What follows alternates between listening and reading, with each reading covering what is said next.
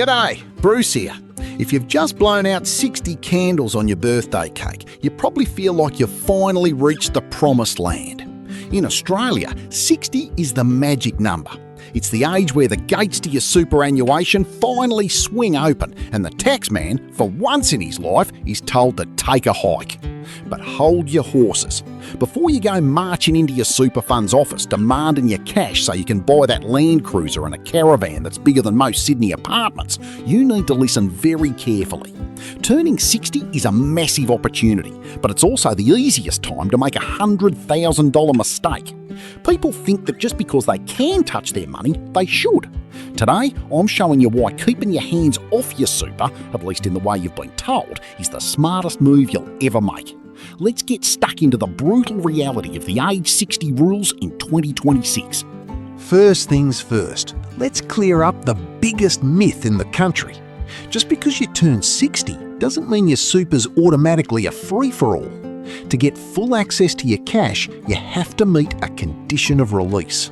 Basically, you have to either retire or you have to leave a job after the age of 60.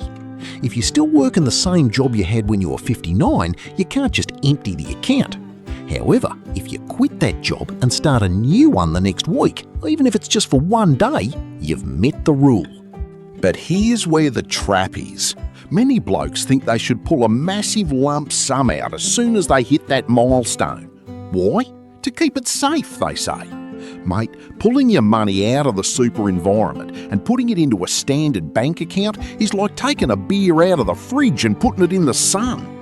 Inside super, your earnings are taxed at a maximum of 15% and potentially 0%. More on that in a minute.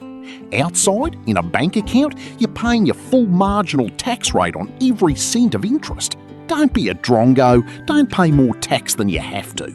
This is what actually matters.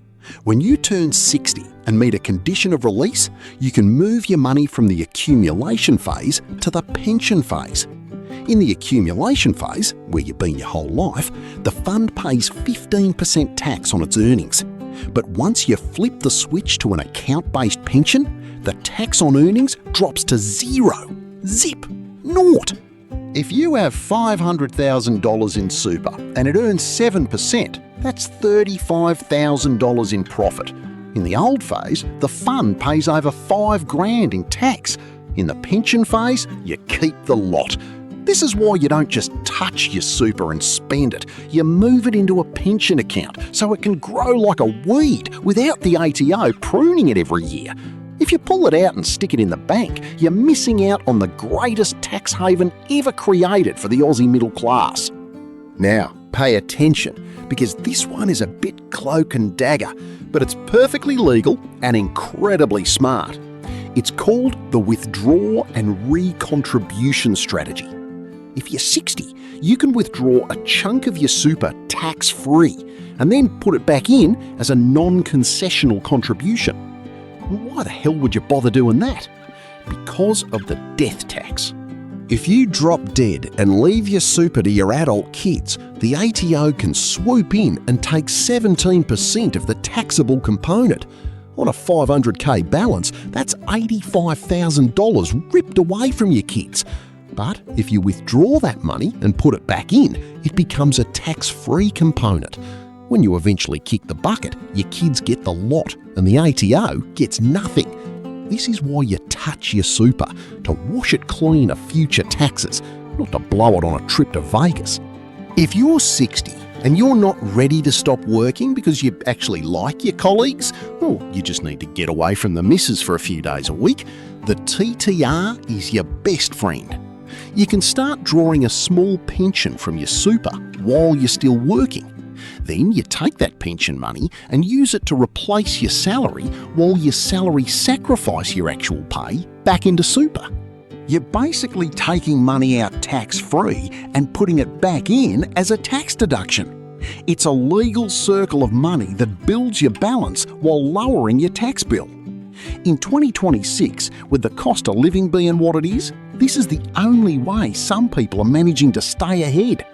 If you're 60 and still working full-time without a TTR strategy, you're essentially giving the government a donation they didn't ask for. I've seen it 1,000 times. A bloke turns 60, sees $400,000 in his account and thinks he's Kerry Packer. He takes a $100K lump sum to celebrate.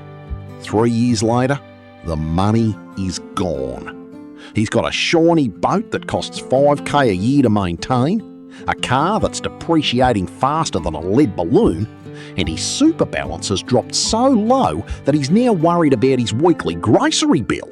The trap at 60 is psychological. You've spent 40 years seeing that money as a number on a screen. Suddenly, it's real cash.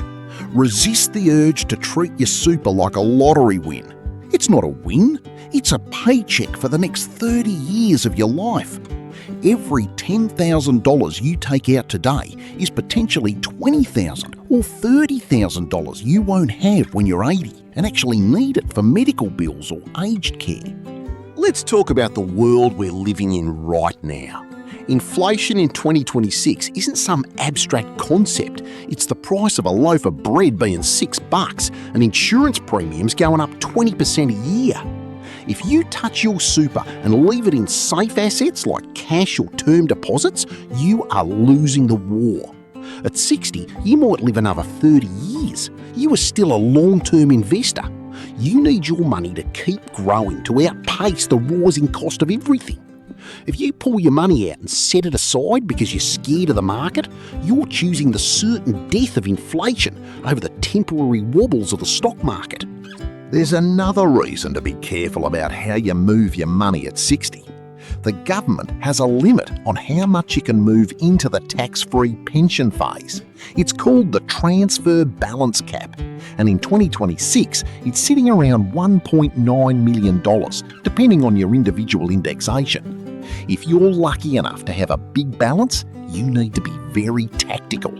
If you pull money out and then try to put it back in later, you might hit these caps and get hit with penalty taxes.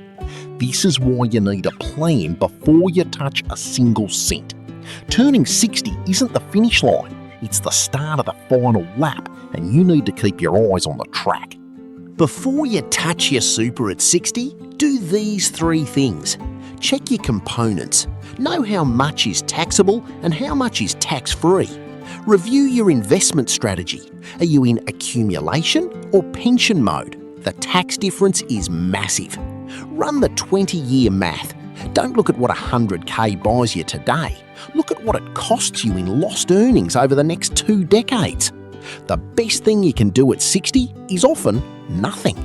Let it sit in the low-tax environment of super. Flip it to the pension phase to get that 0% earnings tax, and only take out what you absolutely need to live your life. Retirement isn't about the big splash you make on day one. It's about making sure the water in the pool lasts until you finish swimming. Be smart, be patient, and don't let the excitement of a big birthday lead to a massive financial hangover. Turning 60 is the biggest financial fork in the road you'll ever face. You can either set yourself up for a comfortable, tax-free life, or you can bleed your savings dry through poor tax planning and emotional spending. I've seen too many good Aussies work 40 years only to blow it in the first 40 days of being 60. Don't be one of them. Do the math, understand the rules, and defend your nest egg.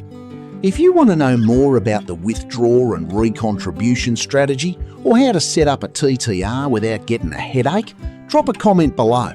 I try to get back to as many of you as I can. And if you're finding these videos helpful and want to support an old bloke in his quest to keep the banks honest, hit that like button and consider joining the channel as a member. It really helps me keep these deep dives coming. I'm the Retired Aussie, and I will see you in the next one.